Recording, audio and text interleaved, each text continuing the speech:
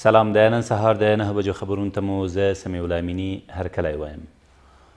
د کابل ښار د دویمې ناحیې اړوند په برکي سیمه کې د حج او اوقاف وزارت د عملي پر کاستر موټر د یوې چاودنې له امله 10 کسان ټپیان شول.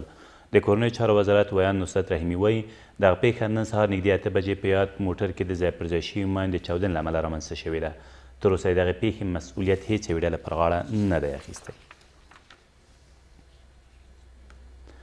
د ننګرهار د چپرهار ولسوالۍ لپاره د داعشیانو پوځي مسؤل له خپلو یو شمېر کسانو سره ووژل شو. دا کس چې ډاکټر بلال نومیده تېره شپه د یادې ولسوالۍ په شاوخوا سیمو کې د څرګر ملي ادارې په ځانګړو عملیاتو کې وژل شوی دی. د ننګرهار د والي ویان زیاتوي په دې عملیاتو کې د نوموړي 8 نور کسان هم وژل شوي او یو شمېر وسلې هم له منځه تللي دي. په دې عملیاتو کې د داعش 9 غړي وژل شوي دي چې په دې کې یو قماندان هم د دوی شامل دی او د چپرهار ولسوالۍ لپاره د داعش ډلې نظامي مسؤل هم په وژل شوو کسانو کې شامل دی.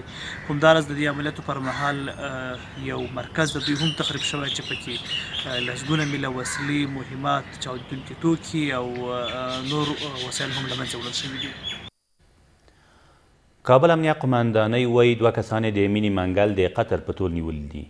د دغې قماندانۍ مسؤلین زیاتوي دغه کسان تېره ورځ په 2 جلا جلا عملیاتو کې د پولیسو له لوري نیول شوي او پر خپل جرم هم اعتراف کړی دی.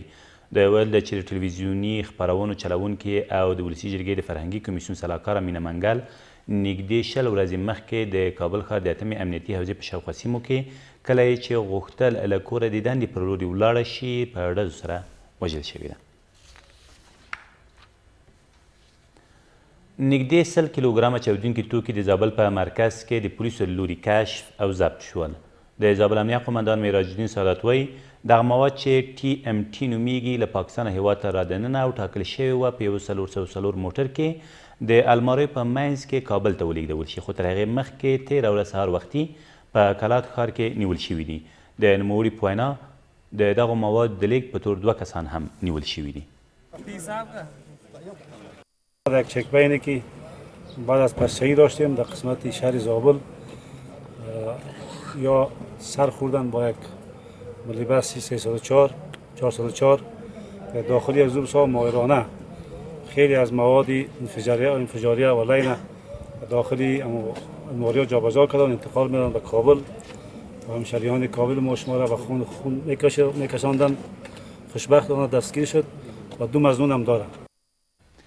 د لوګر د پوهنې ریاست مسؤلین وایي سږ کال یې څه باندې 20,000 زده کوونکي چې له 20,000 ډېرې نجونې دي ښوونځیو ته جذب کړي دي.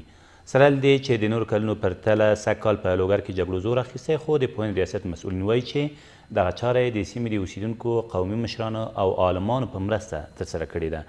له دې سره سم د لوګر اوسیدونکي او ولایتي شورا غړي د زده کوونکو د جذب زیاتوالی د پوهنې په برخه کې مثبت ګام بولي، خو غوښتنه کوي چې زده کوونکو ته باید اړینې اسانتیاوې هم برابرې شي. د چا پلرونه په وظیفې لوړې نو هغوی لورګانې چې چېرته ځي هغوی لورګانې ډارېږي چې دوی باندې به څه وشي. نو چیرې امنیت ښه اوسېږي کیدای هغوی هم کولی شي چې هغوی هم راپرېږدي مکتب ته. بعضو شاګردانو ته کتابونه رسېدلي دي، بعض نه رسېدلي. باید کتابونه یې پوره اوسېږي او ښه مجهز کتابخانه ولرو، کتابخانه ولرو. تنها به وقت یک مکتب شاگرد جذب میکنه این معنا رو داره که باید هر چیز ضرورت از اون آماده شود. متاسفانه که ما به 3 صنف خود کتاب داریم، دیگر تمام صنف ها تقریبا 11 صنف اول داریم، یکش کتاب نداریم. موږ وتوانېدلو الحمدلله چې سږ کال 20,300 کسان د ښوونځي عمر لرونکي ماشومان ښوونځیو ته جذب کړو، چې خوشبختانه بیا هم له همدې جملې نه یې 8,220 تنه نجونې وي. مواد مورد درسی برای تمام شاگردان مهیا شود. استادها کمبود است. ما در کل ولایت لوګر ممکن در حدود 500 نفر استاد کمبود داشته باشیم. او افغان کرکټ ملي لوبغاړي به نن د راروان نړیوال جام لپاره خپله دویمه تمریناتي لوبه له انګلستان سره ترسره کړي. د افغانستان د کرکټ بورډ په وینا دغه سیالۍ به نن له غرمې وروسته 2 بجې د انګلستان د کنینګټن سیمې په وال لوبغالي کې ترسره شي. د نړیوال جام سیالیو مخکې چې ټاکل شوې تر راتلونکې 2 ورځې پورې پیل شي، هره لوبډله باید 2 تمریناتي لوبې وکړي چې افغان لوبډلې په خپله لومړۍ لوبه کې پاکستان په ګونډو کړی دی. دا تر دې مهاله وروستي خبرونه تر بیا مو الله امد